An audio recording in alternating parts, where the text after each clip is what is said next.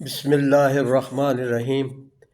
अज असी सूरा बकरा पहला पारा 8वें रुकू तो लग के 10वें रुकू तक दा खुलासा बयान करांगे, निचोड़ बयान करांगे मां बोली च।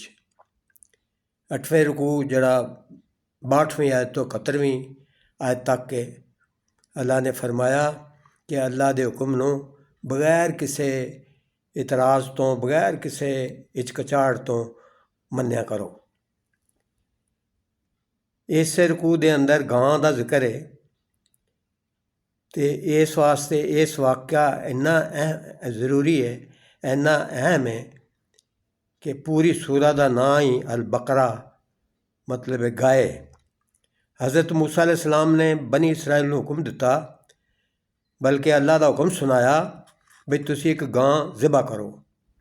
बजाए इंदे कि वो छेती अल्लाह के हुक्म पर अमल कर दे, एक गां फड़ के ज़िबा कर देंदे। पुछन लगे वो गां किहो जी होए, ਉਹਦਾ रंग किस तरह का होए, ਉਹਦੇ 'ਚ खूबियाँ की होन। आखिर उन्हां लई एक ऐसी गां मुकर्रर कर दिती गई जिन्हों वो पवित्र समझते सन, मुकद्दस समझते सन।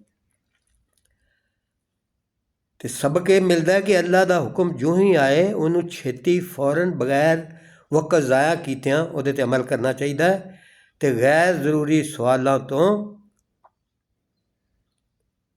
बचना चाहिए। क्यों? वो अल्लाह की निगाह च पसंद नहीं किए जाते।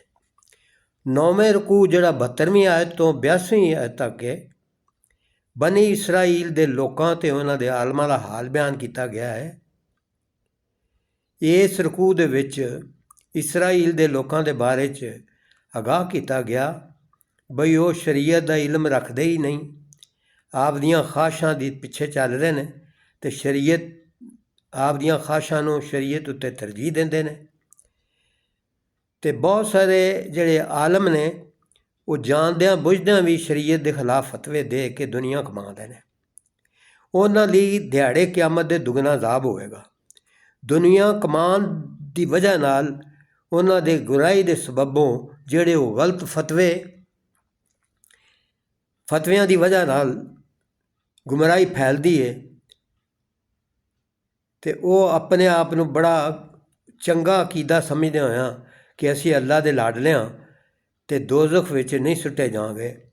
अल्लाह का कानून तो यह वे कि जिस जान ने जिन्ना गुनाह किया है वो उस गुनाह नूं आपदे लई जायज़ समझदा है तो जन्नमी है, जन्नम विच हमेशा रहेगा। जिहड़े लोग ईमान लियाए चंगे अमल किए वो जन्नत दियां नेमतां तो हमेशा हमेशा लई फायदा उठाणगे। 10वें रुकू च फरमाया जिहड़ी 83 आयत तो 86 आयत तक है शरीयत दे किसी हिस्से ते अमल करना तो बहुत सारे अमलों ते अमल ना करना तो इस थोड़े जिहे शरीयत दे हिस्से अमल करने की सज़ा का जिक्र है। ਇਹਦੇ ਵਿੱਚ ਦੱਸਿਆ ਗਿਆ ਕਿ ਬਨੀ ਇਸਰਾਈਲ ਕੋਲੋਂ ਸ਼ਰੀਅਤ ਦਾ ਇੱਕ ਵਾਅਦਾ ਲਿਆ ਗਿਆ। ਉਹਨਾਂ ਨੇ ਸ਼ਰੀਅਤ ਉੱਤੇ ਅਮਲ ਕਰਨ ਦਾ ਅਹਿਦ ਤੋੜ ਦਿੱਤਾ। ਸ਼ਰੀਅਤ ਦੀਆਂ ਕੁਛ ਗੱਲਾਂ 'ਤੇ ਅਮਲ ਕਰਦੇ ਸੀ ਅਤੇ ਕੁਛ ਦੀ ਖਿਲਾਫਵਰਜ਼ੀ ਕੀਤੀ। ਇਸ ਤਰ੍ਹਾਂ ਦਾ ਜਿਹੜਾ ਤਰੀਕੇਕਾਰ ਸੀ, ਅਮਲ ਕਰਨ ਦਾ ਤਰੀਕਾ ਸੀ, ਇਹ ਅੱਲਾ ਦਾ ਨਹੀਂ ਸਗੋਂ ਆਪਦੀਆਂ ख्वाहिशां ਅਤੇ ਆਪਦੇ ਨਫਸ ਦੀਆਂ ख्वाहिशां ਦੀ ਤਾਬੇਦਾਰੀ ਕਰਨ ਵਾਲਾ ਹੈ।